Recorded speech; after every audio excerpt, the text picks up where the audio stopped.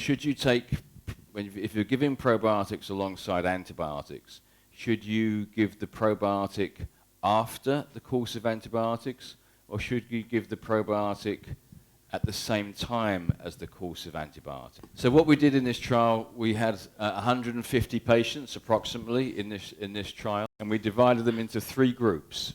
The first group just had antibiotics for 7 days. The second group had antibiotics for 7 days and then followed it with probiotics for the next 7 days. And the third group was interesting because what we did here was we gave antibiotics for 7 days and probiotics for 7 days, and then gave probiotics for 7 days after as well. And what we were looking for here, these were the organisms that we were looking at detecting. So the Enterobacter here, these are things like E. coli, Klebsiella, Shigella.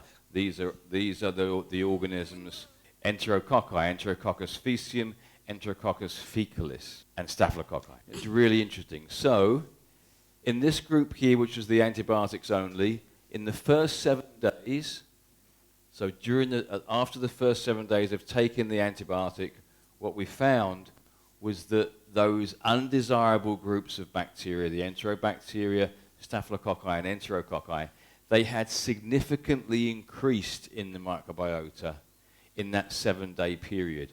And importantly, they maintained that increase up to 28 days. So almost produced a permanent imbalance or a permanent dysbiosis in the microbiota. So the antibiotics produced a significant overgrowth, and that overgrowth was still there a month later. Now, in the second arm of the trial here, the same thing happened in the first 7 days because the treatment was the same. In the first 7 days, this undesirable group of bacteria increased also, significantly increased as well. But remember, what we're doing here, after the 7 days, we're giving our probiotic for 7 days. The probiotic is being given for 7 days here. And by the time we got to day 28, what we found is that the probiotic had engineered that overgrowth away, engineered it down, so that these undesirable types were back to their original level by the time of day 28, as they were before antibiotics. So the probiotic worked. It worked very well. It prevented the overgrowth from occurring, prevented the risk of antibiotic-associated diarrhea. But the interesting point was this third arm here. So remember, this is the arm where we give the probiotic alongside the antibiotic.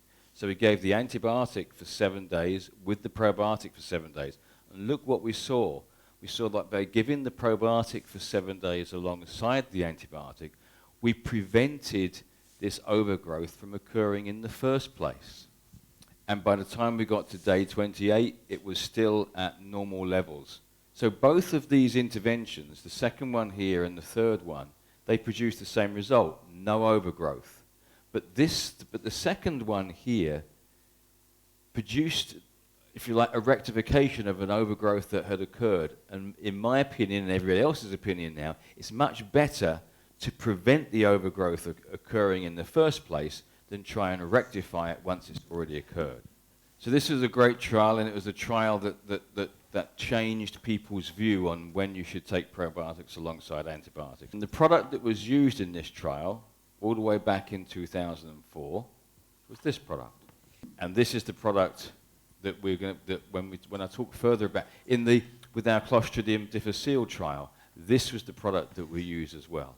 And in many of the trials that I'll be talking about, I'll be mentioning this because this is the product that we've used in many of our trials.